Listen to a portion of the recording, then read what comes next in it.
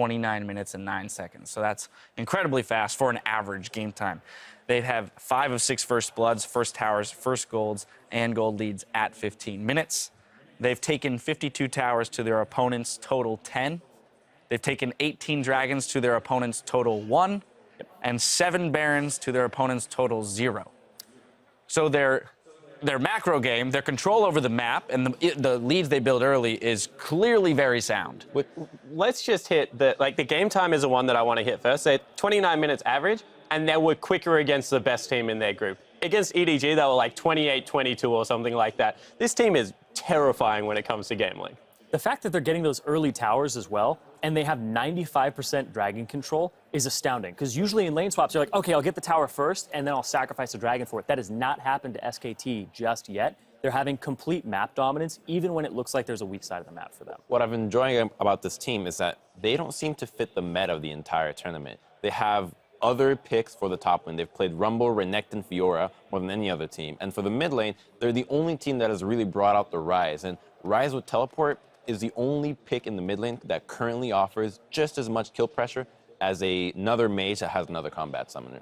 All right, well, the question is then, where can AHQ poke holes in SKT's early game and larger game control? One of the ways they might be able to do that is with a new champion. We saw one yesterday with Caitlyn pushing the record up to 70, so we want to ask you guys, what champion do you want to see make their debut at Worlds next, and why? We'll be checking in on what you're saying throughout the day, so tweet at LOL Esports and throw on the hashtag Worlds. Gentlemen, though, it's time to get your predictions on the books. SKT versus AHQ. Crumbs, we're going to start with you. Of course, I have to go with SKT for this one. Bengi's the guy that I look up to in the jungle in terms of improving my own play style. And, I mean, I have to go for this team. This is probably going to be a 3-0, but I do expect AHQ to put up a fight, maybe get a bit of a kill lead in the early game, but probably fall down in CS and Global Gold. All right. Irene? In terms of putting up a fight, I like to think SKT is just Mike Tyson in his prime, right? Extraordinarily fast, extraordinarily strong, and AHQ is me. I might poke him in the eye one time. I'm 6'2", I got some reach. Yeah, I was going to say, what is your reach? That's but your he's only going to chance. knock me out so fast I won't even remember my own name. I have to go with SKT here. They've been looking so dominant throughout the entire tournament, and even before that as well, in the LCK. A little dissent from the crowd. At the end of the series, I'll ask you what your name is, see if you remember. Spawn. Yeah, I'm going with SKT as well. I feel like I have to take some of the low-hanging fruit to get my track record back to... Cowards! You're all cowards! In saying that, I actually think that if a team will take a game off SKT this whole tournament, like the whole thing, I wasn't expecting them to drop anything, I actually think it was going to be AHQ. The reason being is I honestly think this team is explosive when they get a lead. They don't have any fear. They're like machines. They just as soon as they get anything, they just want to attack, attack, attack. And I think that can surprise a team. And Dash? I don't, my name wasn't on that graphic. What are you talking about? I don't have to pick. Well, these guys were unanimous on the desk and not risk takers, apparently. So now to get the games underway, let's head over to the caster booth after hearing a little more about the man in the bot lane that helped carry AHQ to today's quarterfinal. 他是什么样的一个人？他是一个平常看起来很混的人，但是他重要表现的时候都表现得很好。 The engage is flashed away. Arn stays alive and Albus throws on the Maelstrom. You can't make that move in full vision and think Arn will not flash it. He's been playing on point. 那个会战是因为我们先逼巴龙嘛，然后就是逼他们过来打架，然后就是因为是在正面开战的情况，所以我就是一直盯着石头人看而已，然后就躲掉。 I can't speak highly enough of this AD carry. So many people talk about what they do on the top side of the map and what Westor does in the mid lane, but their bottom lane has shown time and time again that they are legitimate threats at every single part of the game. Albus gets stunned up. On flashes forward, the last auto attack calculated right there. The team has showed an extraordinary amount of faith in their bottom lane, putting him on carries like Jinx and repeatedly going back to On for those late game fights and saying, we trust that you will carry us. Elimination, Black shields himself. Oh, holy cow, a big engage and a triple kill for the AHQ AD carry. AHQ 지금 이번에 조별예선 경기를 보면은 굉장히 뛰어난 경기를 보여줬는데 그 바탕이 항상 그 AHQ 안 선수의 원딜 바텀 캐리가 기초가 됐었거든요. Kakao though caught out of position. On has to rocket jump away. Kakao goes back down. On gets a crit and takes him out of the fight. 비단 징크스뿐만이 아니라 안 선수는 한국 솔로 랭크에서도 되게 상위권에 위치한 적이 있는 걸 보면은 전체적인 원딜로서 뛰어나다고 생각해요. 전체적으로.这种感受其实还蛮棒的，可是能不能维持就要看自己的实力可不可以固定在这个阶段这样。当然希望自己会成为让大家都知道的人，然后尽自己最大的能力。I'm looking forward to seeing what Arn can do on the Rift. Hello, London. Ladies and gentlemen, welcome. My name is Quick Shottington, the fourth. I'm covering for Riv, who is feeling just a little under the weather. Get well, dude. Joined by Crepo, as well as Monte Cristo, as SKT take on AHQ. And the winner will book themselves a train ticket to Brussels and a spot in the semi-finals. Gentlemen, it's great to be here. What is it AHQ has to do to win this match? Crepo, like, what's your view on this showdown? I mean, a great historian in League of Legends once compared a similar matchup as Hot Dogs versus Power Rangers. He's no longer in this tournament, but it's a tall. May his words live long and prosper indeed. I like that. Let's take a look at picks and bans. We are jumping into the game best of 5, with SKT being blue side in games 1, 3, and 5, if we need to go that far. Monte Cristo, for the 8th time this tournament, AHQ have banned Azir. And not only that, for the 26th game of theirs in a row, they have banned Azir. So it stretches far beyond the World Championship at this point. Of course, Gangplank coming in, and there will be no blind or counter-picking of the Fizz this game either for Westor. Yeah, we're expecting the last ban from AHQ Esports Club to be Mordekaiser, something we predict every single red game from them, because they like banning Azir, and they simply have to ban Mordekaiser on the 3rd try on red side. But SKT, they want none of that shenanigans. They say, we have spare bans against AHQ. They just ban on Mordekaiser themselves. I think they want a Lulu ban here so they can first pick Elise and not have to give anything up for it, or vice versa. And that's the first time in the last 16 games that Mordekaiser has been banned on the blue side. It has been an exclusive red side ban. You can see it's thrown AHQ for a little bit of a loop, and they've left Lulu up in favor of banning out Rise. Maybe wise to just get Bengi at least. Mountain has shown that he's not been playing too great on other junglers overall. And also just the pressure that Bengi does early game with that Elise in terms of dives. Remember the game against EDG where he had superior pathing than Clearoff, and he just opens up the map. And very quickly, that is the 19th time that Elise has been first picked this tournament out of 54 games. The first by a very large margin. The next is Lulu at 8, which is still available if AHQ want to lock it in. They've got a couple of options. The Kallista's up, the Tristana's up, the Lulu's up. Just for AHQ, that Elise has been such an important pick. It's a small sample size, but they are 3-0 on Elise, and Mountain is, what, 1-3 on the other junglers that he has had available to him. He still has Rengar available. I know Monte Cristo. No. That's not coming back, Crepo. Well, you don't want to see that either. Well, AHQ deciding they will hold on to the jungle pick for now. Thresh and Kallista locked in. The problem, both of those from SKT. Problem for AHQ is they don't want to give SKT the Kallista, but the problem is when you do pick Kallista and you don't actually lock in the Lulu, then you give a hyper carry composition with the Tristana that actually plays well into the Kallista too, and you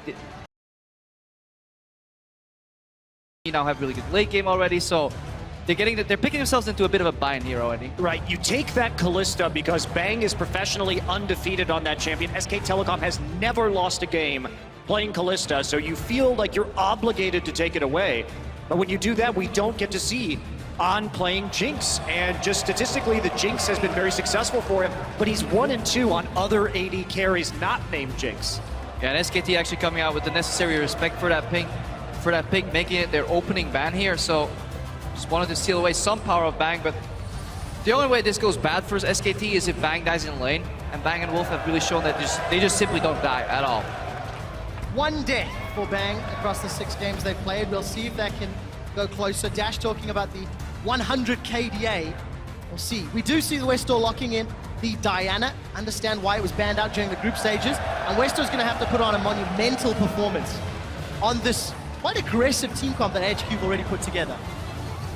Well, I mean, Faker will probably just play the Lulu here. SKT not a team that usually plays Lulu in the top lane, so it will be the Fiora making a return for Marin.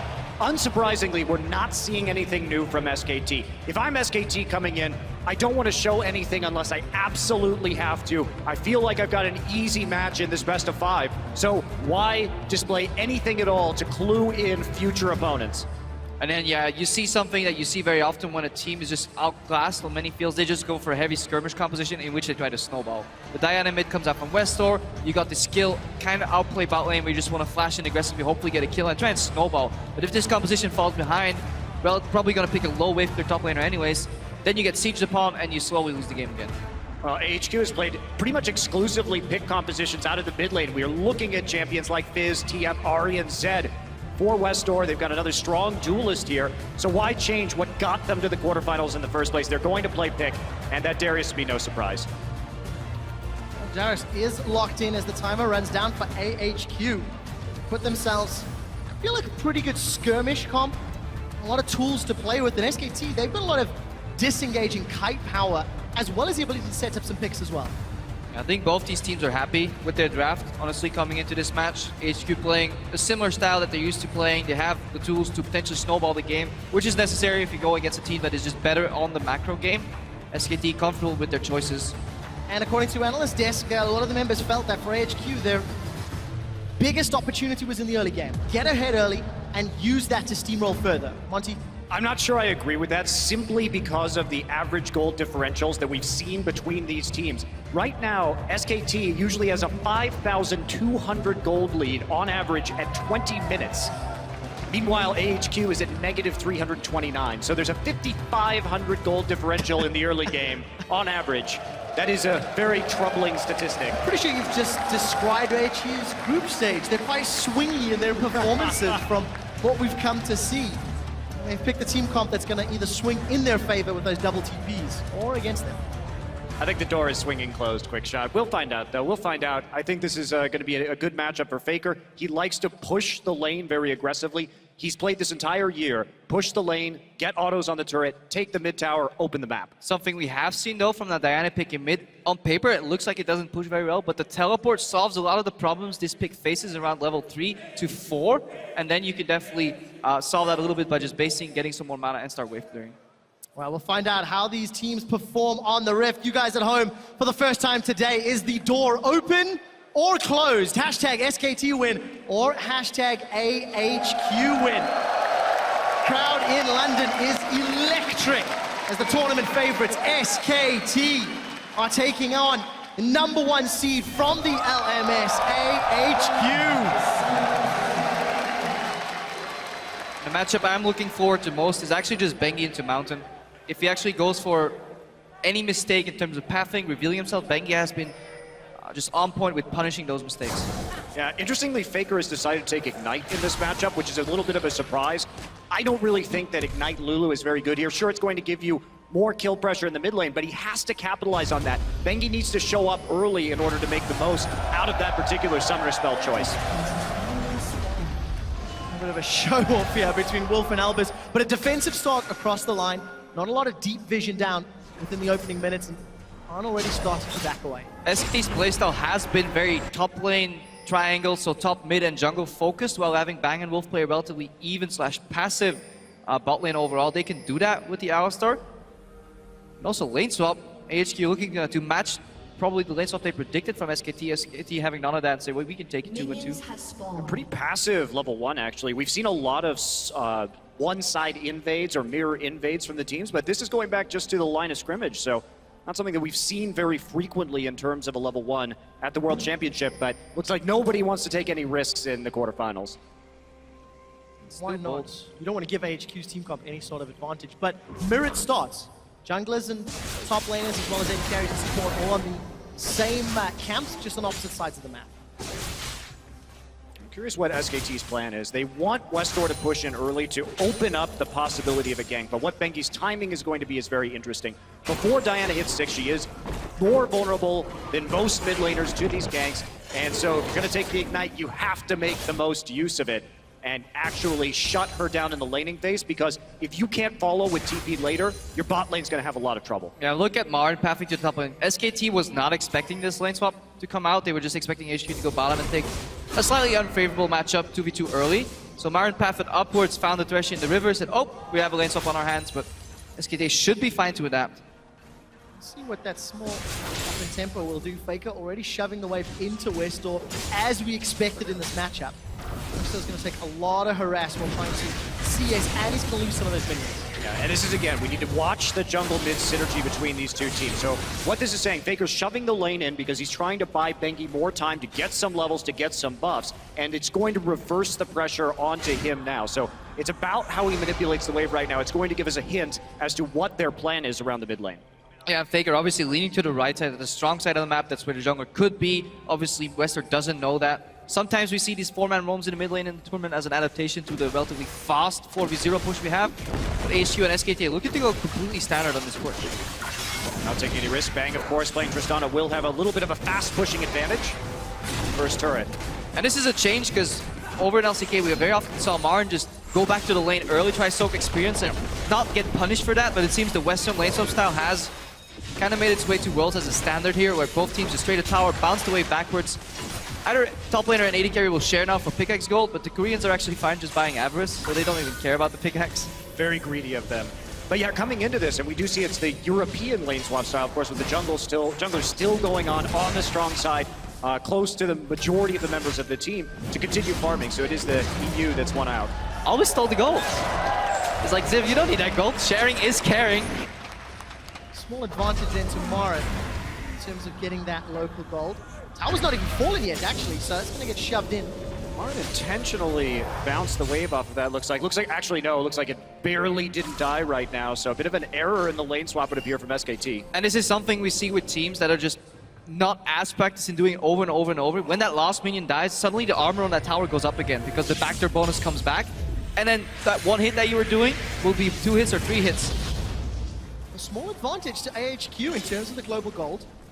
Ziv and Marin both TP'd up to the top lane, and the wave is pushing towards Ziv.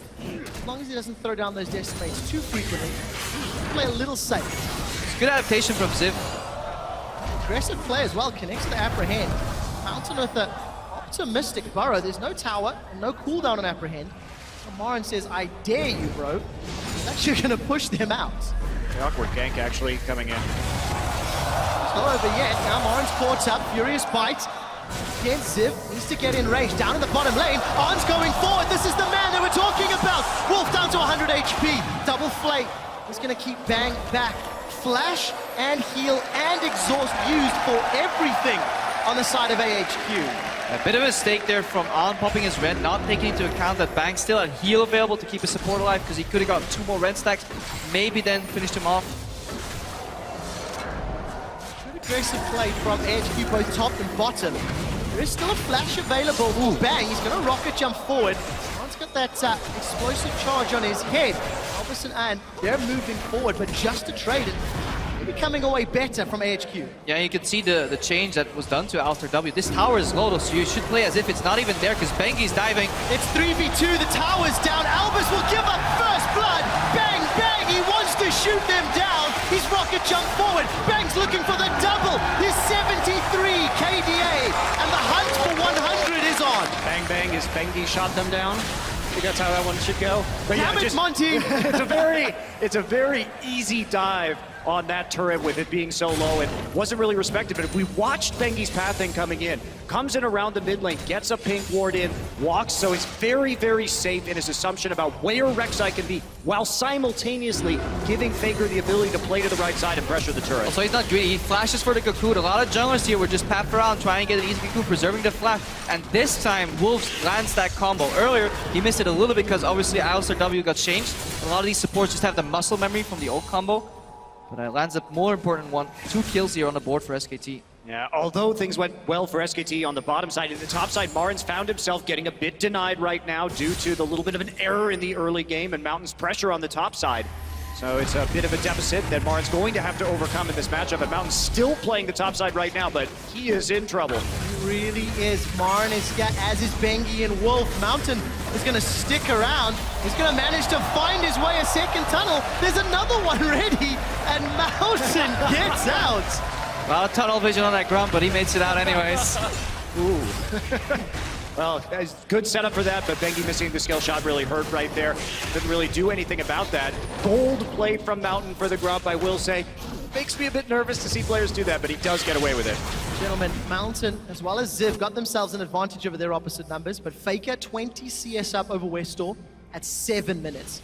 And Bang with a pickaxe and an Avarice Blade to the Vamp Scepter of Arn. Problem with these junglers reverting to the side lanes, it just gives Faker an easy matchup where he doesn't get punished. Wester doesn't have the damage to take him down in one go, so he needs the assistance of his jungler, but he's busy trying to snowball top lane against Marn, one of the best, if not the best player in the tournament so far. You know, Faker here, we talked about the CS differentials between Faker and Westor. Westor at -17 and a bit of a Grand player from Albus, but Faker up at +16. So if this holds true at 10 minutes, we should see a 33 differential if the averages are be appearing in this particular matchup. It appears to be the case for now. Approaching 10 minutes on the clock, and nobody's really made a big move for Dragon. You can see Bengi on the mini-map, pulling some support from Faker as well with the deep vision they've got set up. SKT could opt to challenge around that objective. And what SKT does well as a team is they don't buy into the traditional, okay, 2 members should always be in the bot lane, 1 guy should always be in the top lane. They redistribute their resources well enough to keep their losing lanes from snowballing further. Look at Wolf, who just showed up at the left side of the map randomly before, or well, looked randomly, with a purpose obviously, to then go back to the bot lane. Now he's helping Bengi take a blue buff down, and they're just working together as a squad. Marin says, I don't really need the squad. Throws down a grand challenge onto Ziv, trying to run him down. Ziv has now got Noxian Might. He flashes with the Apprehend. Riposte has been charged, and both players trade ultimates, rather just flashes. Ziv's holding onto the duck. But SKT Dragon. Skirmishing on the opposite side of the map, nothing really happening right there. Marin being a little bit bold, he didn't have any vision on that top side of the map. He was looking for risk. He was looking to pop the last vital there for the heal, but Ziv did enough damage. Here's Mountain though. Mountain, oh, that's a mistake. Maybe attack moved onto the Grom. Now he's in trouble. Does manage to tunnel, gets a double knockup. Ziv is going to look for the heal on the Decimate. Wolf's in trouble. There's no Unbreakable. And Wolf's going to be able to get away as Ziv had already used Apprehend. Yeah, that's the difference with the potentially a double killer for AHQ. You can't afford to make those mistakes against SKT. A bit rough, but you know he still had his ultimate, so it was going to be a bit hard to go in on that. But they are going to lead this mid lane up. Bang is already in the mid lane. Of course, they have the ranged jungler release, one of the best combos here for quickly taking a turret. And so that little gang deep in SKT territory will be punished with the mid lane. Yeah, SKT, they don't want to style on their opponents in the sense where we just want to outplay a 2v2. No, we use the pressure we have in lane to push up the lanes, and then we just outnumber you in another lane. Pushed in the bot lane there by Bang, moves to the mid lane, sieges the tower, picks up the farm in the bot lane. All is well on SKT's side. Monty, you talked about the gold lead SKT has had on average at 10. Currently it's just over 2,500. Analysts has talked about the Dragons. SKT have secured 19, and they've only given up 1 across their 7 games. And their average game time's 29 minutes. So they're getting, on average, 3 Dragons a game, below 30-minute average win time. These are exceptional stats for SKT. I mean, they're absolutely incredible, right? To have that much control over the Dragon. Each game, that means on average that they take 3 Dragons and their opponents take 0.17. So you're lucky to get, you know, a very small fraction of a Dragon when you play against them. Maybe that's AHQ's goal this game. Get Dragon. Just get 1 Dragon to ruin SKT stats, kill Bang like once or twice to ruin his KDA, and then go home. Have to kill him a few more than just once to ruin that KDA. Although, one more time we'll cut it in half, only a single death conceded. Mountain is sniffing out Wolf, who's still not level 6. There's no support for Mountain. You can see Wolf just intelligently waiting right here till his jungler and his AD carry get into the top side of the map. Not taking any risks walking forward until he has backup and then heading around to cut off in the Tribe Rush. SKT is sending Faker down to the bot lane. 4 people in the top. Wester has teleport. Faker is running the Unite, so this could potentially be a 4v5 here in the top lane. If or 4v4 actually. Teleports. Never mind. Let's take a look. SKT decide to back away. And Faker's moved down to the bottom to deal with the pressure Arn was applying. Arn silently farming up a sizable lead in CS as Bang has swapped around the map to put tower pressure down. He got the mid tower earlier and now looking towards that top tower. And look what they did. They sent Faker to defend to the far side against Arn. Then mid lane wasn't pushed in because Wester wasn't certain. Then Marin just TP's there. So SKT just not sticking to the regular roles. And for AHQ, if they want to find an opening here, we just just need Westor to get behind people with the teleport and surprise them. Just assassinate them, make picks. Especially with 2 TPs up right now to none. This is a golden opportunity for AHQ to really get into this game and start to make plays on the map. But you can see how cautious SKT was, just sending those 4 people top. They knew they were going to be extending deep, at least for a moment, so they wanted as much backup there as possible, respecting the double teleports. And, you know, in Korea, when SKT lost 1 best-of-3 over the course of the summer season, it was because they were not respecting double globals when they played against CJ Entis. I can really see there's a big difference right now in the way they are playing the map compared to that loss against CJ. Also, just how far up their pink wards are in this game. Usually you see them defensively at the entrance of your jungle. They have 1 here to try to push behind Bang to spot a Rek'Sai flank, 1 on the Scuttle Crab, and they're just defending there as well. A lot of these teams, they place pink wards and then they leave the area. Albus is sitting Bang. He's going to eat a death sentence and gets pulled into the box. He's going to apprehend his channel, and the Flay cancels the rocket jump. The dunk comes down from Ziv, but it's Albus that secures the kill. Unbreakable Will is available for Wolf. He will flash over the wall, and AHQ will not chase further. They've got their first kill. And it also ruins Bang's KDA, cutting it right in half down to what, a measly 36 right now. So he's not actually going to hit the 100 mark anymore, unless we have some very interesting games in this best of 5. Interesting may be the name. Flays backwards, pulls on forwards. There's nowhere to go. Bengi flashes over the wall. 1 from on, looking for the Pierce. Rends for a kill and throws Albus for good measure. And this is exactly what AHQ is looking for, making picks without plays, using that play to cancel the rocket jump after Ziv already used the apprehend. Now Westor, he should be able to do some damage to Marin in the bot lane. We're going to force him away for the time being. The London crowd supporting the underdog. Mountain is being forced away by Faker, and all of a sudden AHQ have a momentum swing in their favor. They're still down in gold. And they're down in control on the map too. They're down in that dragon. We can take a look at this little play again. Yeah, Hook comes out, and now they have 2 cancels for rocket jump. So Ziv does the smart thing, just using his to get more damage. And then the Flay. On paper, it's easy, but to do this in a tournament against a player like Bang, whoever tries to mind game, you know this is a good play. You know he's not going to instant rocket jump, so you need to predict it. Really was nice communication there between the Flay and the apprehend, like you're saying, to make sure that only one of those was used initially to pull him in, get him a little bit closer so you can get the damage down, and then saving the other for that rocket jump. Great execution by AHQ. And thank you, stats guys. Bang has spent 27 seconds dead out of the 220 minutes of gameplay SKT have had at the World Championship. Probably asked the referee, like, why is my screen gray? Guys, is this a bug? Well, tick. Someone turn the filter off. SKT will get their 2nd dragon of the game. It's no contest from AHQ. Problem is for AHQ, whenever they make a pick, they have a hard time capitalizing on objectives because SKT plays such a high pressure style. They're always doing something. Their vision is so far up, so even when you kill somebody, the route you take to the next objective. Here's Bang, actually reporting that. Reporting the gray screen bug. Well, we are in London, so it is awfully gray. You know, in general, sometimes I think I'm dead when I'm outside. I saw the sun yesterday for 10 minutes, I swear. It was there.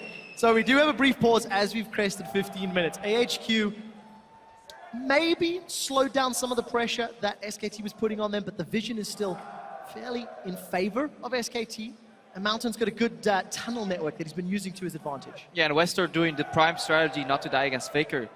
Don't lane against him, just go to a different lane. Split pushed against Fiora instead, try and get Marin down. And yeah, they're holding out their own so far, and they're playing the kind of game that I think they need to play to be successful here, because team fighting against SKT's composition in the late game isn't really an option. Once Fiora gets that heal down, if Fiora gets wild growth in the middle of a fight, that is absolutely terrifying. A fed Fiora can just tear through an enemy team. Yeah, definitely so. On and Albus have been playing well, though, so far. Yeah. A couple of plays in the bot lane, forcing double flash. Then they make every death so far from SKT has been at the hands of Albus. Initial hook there in the top lane, flashing in for a Flay there when Bengi was in the river. So overall, they're not afraid to make aggressive moves. They may just have to ramp it up a little bit more if they really want to snowball early game. Well, 15 minutes in, they're going to run out of time before that early game is officially over.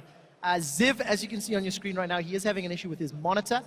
The tech guys believe it is resolved. They're just doing some checks and tests on stage before we resume the game. And Ziv, 10 CS down.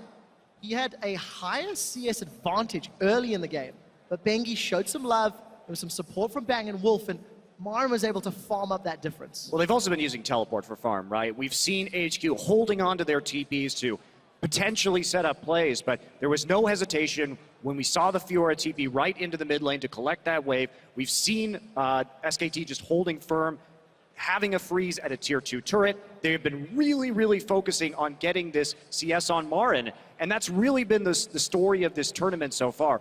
Maren has the highest gold per minute of any player at 448, and SKTelecom is the only team in this tournament where the top laner gets a higher percentage of gold than either the mid or the AD carry. Actually, both the mid and the AD carry. Sometimes one or the other, but never like both of them with a higher percentage. Maren has been hard carrying so many of these games, and SKT have just been outclassing their opponents through many of their laning phases. But this may change this game, however, because Maren was slightly behind in the lane swap, and Faker, he was phenomenal at CSing overall. 31 CS up at 10-minute mark here against his opponent Westor, who now has said, well, I like my CS on another lane, I don't want to battle that Ignite Lua for it, I'm just going to avoid you.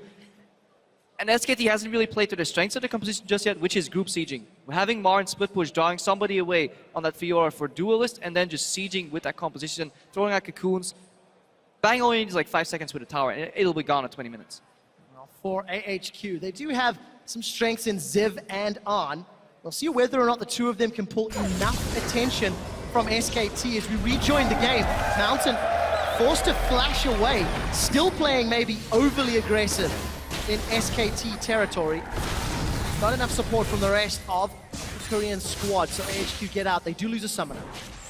Just one down though, and Mountain has been living in that topside jungle, really making it difficult. And if you're playing on the red side against blue side with Faker on it, that's where you want to go. You want to attack his blue buff so he doesn't have the lane pressure. And you have to do that because you need the deep wards, because if AHQ is going to make any proactive TP plays, you need vision behind enemy lines, and that's what they're looking for right now. That's phase 1 of the plan. Get that vision, lure them out, and then surprise them somehow with the double TP.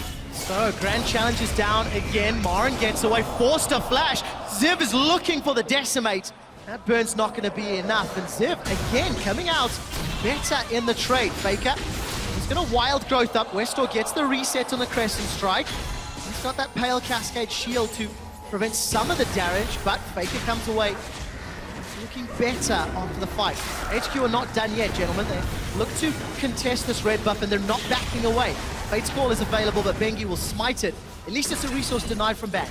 They're getting control of the jungle, but they have to start taking these turrets, so they are going to smoothly move down into that bottom side, start getting some damage, and SKT tries to get Mangle to defend. If this goes bad though, there's a ward all the way behind them that Mari can teleport to. Ziv has his TP up as well, and SKT defend the tower, defending their 1,500 gold lead as well. They can shut SKT off though. They've removed a lot of resources to defend that bot lane tower, but now they have no wave clear in the mid lane, so that should be open, and this is exactly what they were looking for. Using the pressure from that pick potential to zone them out of the jungle. They can then take an inefficient route, and now Ziv, he gets back in time for the top lane. Yeah, just catches that wave right there. Makes sure that Maren can't split push down the tower, so some really good moves on the map from AHQ right here. Just getting into both sides of the jungle, making sure they set up the vision, and then cutting off SKT's defenses properly. This has been a really well-played series of events, and it's put AHQ back in this game now, only down 1,000. They've been slowly recovering that gold differential. Yeah, some good rotations here. Very good, in fact. HQ are going to need a few more of those magical moments if they want to get a lead. They are still down. Maren has got that Hydra completed as Ziv is going to apprehend him backwards. Decimate comes up. Grand Challenge again is thrown down. Noxian Might is burning. Ziv's looking for a target, but there's no flash to follow. But Ziv, once again, winning the duel with Maren. Yeah, and he's doing a good job not exposing his vitals to Maren to get that heal on that ultimate, so he just really wants to keep his torso, you know, aligned with Maren's. You're not going to stab me in the side or back, maybe perk 1 vital overall. And by the time Maren could be done with it, he's already dead. Oopsie. Westor just missing that pink ward. He moves into the blue buff area. Faker still pushing down the bottom lane. So AHQ win a fight up top, but gonna lose a lot of hit points on this inner turret. And there's no teleport wards again. They really need to start placing deep wards when they leave the lane. Instead of focusing all the wards in the jungle, they should push up the lane, leave a ward there, because somebody's gonna push it out again, and then you can surprise them, because nobody expects lane wards. Everybody expects jungle wards for teleport. On the lane, that's where you make those proactive TP plays. And Westor, I don't think he's used teleport almost a single time, maybe just to get back to lane once. Yeah, there really hasn't been that proactive. They've been making plays without teleport, which is great, but they haven't taken every single opportunity that they could to snowball their lead or try and get back into this game, rather. And one thing that we really haven't talked about yet is what this is going to look like in the late game. So SKTelecom, if we just look at their composition, AHQ is eminently kiteable here. They have a very low engage composition. Westor can get in there once, but he's going to have a hard time following up after that. And when we're talking about champions with a high amount of mobility, Fiora, we have Lulu with the kiting, the glitter lance. It's going to be very hard to actually teamfight for AHQ lane. Luckily, SKT have found Mountain in the jungle. Teleport's coming in from Westor. Zip's in a little bit of trouble. The Wild Growth is up as well. And Bengi just gets one. Mara and Iska arrived to the party after teleporting in, but that was just too easy. I mean, just coming in off of that, they set it up well with Wolf. It comes back to the boards. They got deep in the jungle earlier on. They did a great job of sweeping it out and just following up on the wave. And finally, AHQ tries to make a TP play, but they do it while Marin has his as well. And so it's just not the same effectiveness that we could have seen earlier in this game. Yeah, headbutt into double pulverizer from Wolf, not weaving that combo in together, just maximizing the cooldown on that, and then just focusing on Rek'Sai for the reset. Really good just utility from Alistar right there. And later on in these fights, later in the game, when Westor is diving in, Wolf can actually trade his life and can stay alive for long enough with that Unbreakable to just trade his life with any of these carries of AHQ, and then it's going to get rough for AHQ to find an answer, so they really need to start making better picks. A lot of pressure on AHQ. In a turret on the bottom lane, does stay standing. A small solace, but lost control of their jungle, lost control of the tempo of the game. And with Dragon up in 20 seconds, SKT have got pretty good vision, phenomenal vision even in the blue side area of AHQ to allow them to set up for that Dragon.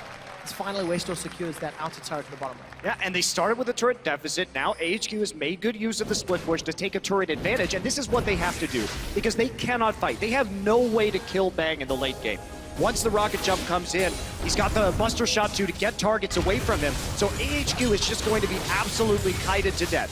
SKT, what do they want to do? Keep stacking dragons. Right now, just get to the dragon on time, get the priority on that objective, and just kite out AHQ when they contest. Because after 3 or 4 dragons, it would actually put priority on AHQ actually having to stop the dragon. That will lead to a team fight. That's where SKT is stronger. If you want to do dragon, not only do you get a lot of benefits in those team fights from those stats, you also just force the enemy team to fight you over that dragon eventually, unless you can close in 30 minutes.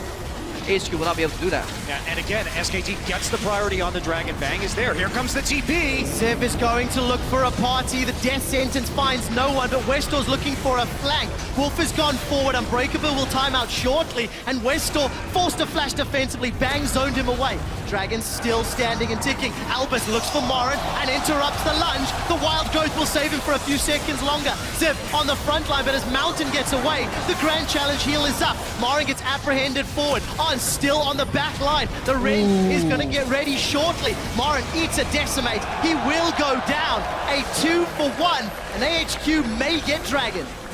Oh, that was so close. That hook from Albus almost tugged Bang back into that fight. And SKT is actually one of the teams that fights incredibly well 4v5. They're not afraid to re-engage or take a fight where people overreach to clean them up and punish them. That was almost a turnaround, but solid play from AHQ overall. Yeah, and Westor had that flank in there, which made them unable to follow up on the Wolf engage. That was really the critical part of it. They burned Wolf's ultimate, and they have to keep fighting like that, but Baker's in trouble. Well, Bang goes forward with that rocket jump. He's going to get Westor. The explosive charge secures it. Falcon rocket jump forward aggressively, and Bang finds 2 more. And this is exactly the playstyle that got Bang to that initial 71 KDA. He's not a max range player that just waits at the outskirts of the fight. He's not afraid to jump in, get the reset, get another kill, and then jump out. And does it perfectly. AHQ did win the Dragon fight and secure only the 2nd Dragon that SKT have ever conceded at the World Championship. But unfortunately, 2 more kills to Bang. He's now 4-1 and 3. Currently sitting 500 gold more than Art, and will extend that once they knock this tower down. Yeah, but On's been doing a great job of taking that empty lane farm. We've seen while Marin has been far back near his tier 2 turrets, so is On this entire game, so it's kept him relevant, even though Bang has gotten quite fed already. So now that gold lead will extend to about 700, but considering we're talking about 1-1 and 2 versus 4-1 and 3, that's actually not too bad. certainly is not. Static Shiv has now been completed for Bang. Morin continuing that split push threat on the bottom lane. It's almost getting to a point where a minor loss against SKT you can view as a win. Oh guys, we're only 800 gold behind. I mean, to be fair, AHQ have had some pretty good moves this game. They out-rotated SKT to secure some towers. They won a team fight around the Dragon Pit, secure the Dragon. Problem is, they're giving up too much in between those positive plays. That's allowing SKT to maintain control. And we really haven't seen Faker use this Ignite to any effect, and as the game drags on, they'll have fewer and fewer ways to deal with AHQ's split push. So that is a bit concerning at this point in time. Let's take a look. Apprehend does not find Bengi. I'm going to use that blade active, but not going to get anything more, and Bengi will clear tunnel and a ward on the way out. Something we haven't seen from the Ignite, obviously, is the pressure it puts on Westor. Westor may have just not gone on in certain all-ins because of the threat of the Ignite. That is obviously a hard thing to see, because those are like invisible plays. The same way some people don't go for certain farm because they're afraid of potential teleport. It's incredibly hard to get into the minds of these players. Maybe that's why Faker took it. We can only guess, but not want to question Faker. Not after I went against him once in a vote saying Royal Club would win. Never again. Never in my life. Long time ago, back when Monty was still driving trains. There's no hype train this year, you know. The hype is real. It's manifest. It's absolute. Yes, it's the reality train now. I like that. I like that. The reality train. The Korean dominance reality train. That makes you a reality star, Monte Cristo. I don't know how I feel. Is that an upgrade or No, a downgrade no. to Shoutcaster? That makes me feel very bad about myself. Thank you. SKT were able to knock over the mid-inner turret, while AHQ regained some control of their blue buff, but they're still hemorrhaging gold, hemorrhaging farm, and being forced deeper and deeper back into their own lanes. And this wave clear coming out of SKT just pushes AHQ back. As a result, they can't get deep wards. Without deep wards, they can't set up teleport plays. They can only play reactionary on teleport. SKT is too good of a team to really get caught, and slowly but surely, they advance their gold lead until Baron becomes an option really on the table. And SKT, they don't go for those early Barons. They only take Barons when they want to close out the game. In 4 out of 6 games, they actually smash the Nexus with the Baron buff still on them. Just shows just how they value that objective. Yeah, the first Baron buff, nonetheless. So yeah, just taking... Not any, just like the single first Baron they took. Baron to Nexus is 3 minutes. It's like a race for SKT against themselves. It's like one of those ghosts in Mario Kart. Turn on the 3-minute clock and see what happens. Well, trying to defend here, but again, the wave clear still pretty close to that turret, so they keep getting bottled up. They only have a single ward in that bottom side jungle right now. Extended siege here for SKT. There's not enough close wards behind them for Ziv and Westor to make use of, and SKT will just face tank to secure their 5th tower kill of the game and increases the gold lead to 5,000. Allows them to set up vision. Minutes and a half till Dragon. There's even going to be wards for SKT to play with and force that next Dragon fight if they so choose. It's a quick recall, get that gold down, start turning it into items. Looks like Faker going to be going for Witchbane here. So trying to maximize his auto attack damage does make sense, considering he's going to get a lot of autos simply because of his kiting potential against AHQ's composition. And AHQ, they're just going to run straight at SKT too, so he's going to weave in a lot of auto attacks. Skull Crab buys him 90 seconds of time. Small advantage for HQ around the Baron pit. SKT had made no real moves towards that area, and you know, on 270 CS, 3 items completed. He is going against Bang with the same 3 items, but gonna need to be the man that can fight SKT, or Marin more specifically. You can already if see. HQ want to win a fight. You can already see the emphasis SKT is putting on that mid lane control right now. Faker doesn't want to let anybody move up far enough to challenge him on that push, because that is always step 1 to securing an objective that is either Dragon or Baron. It's pushing in the mid lane first. Then you can go to the side to put deep vision. SKT already had the deep vision, so all they have to do is push mid, go Dragon. Baron set up on the bottom side already. Ziv actually coming in from behind. Teleport, first proactive player. It'll be a little difficult. Challenge is down. 2v1 for the time being, but the rest of SKT are nearby. Ziv flashes forward. Wild Growth will interrupt the Noxian Guillotine, but Marin is still low. Westor's looking for Faker. Remember, Wild Growth has been used. Westor goes golden. Wolf is going to immediately get rid of that death sentence, and the first kill will be Marin down. AHQ looking to retreat. A lot of their tools have been used, and Bang's got a red buff. Crescent Strike connects. Death Sentence does not. Bang flashes forward. It's going to be a Fate's Call to save Albus's life, and Bang rocket jumps. He's got 1 crit onto Arn. Arn uses that heal, and it's a 1 for 0, but AHQ should lose Dragon. Yeah, they're just going to go right back. I mean, so many members of AHQ just chunked out right there on the retreat thanks to the Whimsy catching up that Tristana. And Marin's up at 15. He's still got teleport. Let's see if HQ, they're actually going to contest this. Ziv coming in. Dragon secured by SKT. Bengi with a respect flash over the wall. And there's even blue pings on Baron. Do AHQ risk rushing? They could actually consider it, seeing how far they're behind and how they lost that fight, even after getting initial pick. What worries me the most is that they actually had Ziv snuck in that brush. Marin was not aware. They could have teleported Westdoor 2 seconds, 3 seconds, 4 seconds earlier for that finally proactive play, but it still was a reactive play. He waited for them to start fighting, then he teleported in, so there's a distinct lack of communication here on AHQ side. And they invested so much too. Look at the number of wards around that Dragon. They still ended up losing it. The Baron pit is totally dark right now, and SKT, they start to play the top side of the map. They start to push it out. They don't want any wards getting in there. They're trying to force a fight.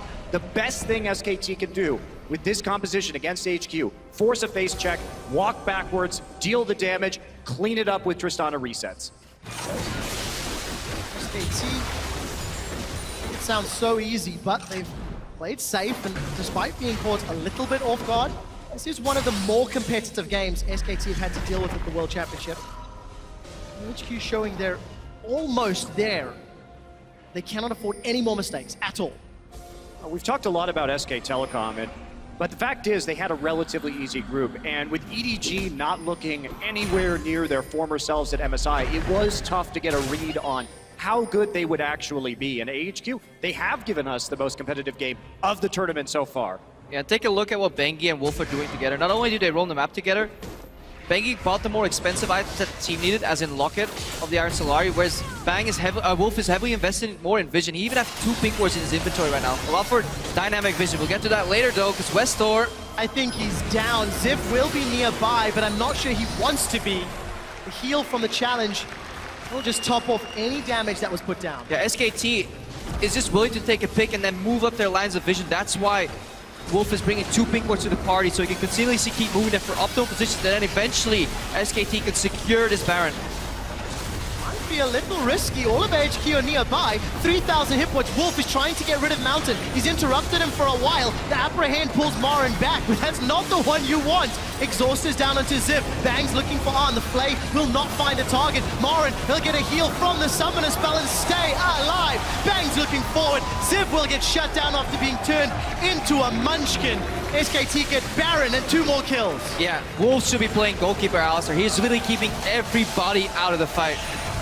And just coming into that fight too, that was all a function of SKT having the vision control on that top side. Westdoor should not have been pushing out so far by himself. That was a huge error, and SKT as a team, they can turn that 1 pick into a Baron. They're not going to give you a chance to get in there because Wolf will play that goaltender. He'll be on the backside shoving your jungler out. Gentlemen, the countdown timer has started. T-minus 3 minutes until SKT victory. 4 of their 6 wins. That has proven true. Will this be number 5? Yeah, we need one of those 24 clock sounds, you know, at the end. Last 10 seconds. Audio guy, make it happen. But yeah, the amount of closing. SKT only, we talked about it earlier, they have 7 dragons in their 7 barons in their 6 games, because all they usually need to finish a game is 1 baron. That's what they need. 1 game against EDG, they took 2 barons. Closed the game with the 2nd baron buff still live. That was the style Baron Crepo. Let's take a look at this one again. So you'll just see Wolf head out. There's a buster shot actually that goes out first. So actually a bit of a miscommunication there from SKT. But immediately after the Baron, they're over the wall, they're fighting. Exhaust down onto Ziv nice and early. And Bang has the wild growth on it. He knows Marin's in trouble. Marin's calling out for this, and just beautiful play as they come and sweep up behind the red pit. Yeah, Marin walks out of the fight long enough to survive, reposts the next attack, then he gets a shield, then the cavalry comes in with Bang there, not afraid to move in. Oh! Hey! Arn gets almost 3 shots, summon a heal and flash. And it will cost an inhibitor turret. Albus has been hit by the Glitterlance. Teleport came in from Marin. This battle is split on 2 fronts. Marin and Bengi will most likely kill Westdoor. Arn's here, but he's simply too late. Inhibitor's down. Remember that ticking time bomb. SKT are looking towards the Nexus, and Bang is already on it. The minions arrive. The explosive charge will secure 1 tower. Cocoon buys time for SKT to take down the 2nd tower, and SKTelecom will hold true and finish the game with Baron to go 1-0. Wow. Well, that was the ending. I didn't think we were actually going to get it that time. Quick shot, considering they had to pull back pretty early, but they come in about the last 30 seconds of that Baron buff, and they make it happen. Yeah, SKT ruining their own Baron power play stats because they end before the buff even wears off. So efficient at closing. Tremendous to see. Bengi's distraught about Bang's KDA right now, apparently. You have failed me. 34 minutes. It was, this is going to sound like a weird line, but it was one of the slower wins from SKT. I felt they paid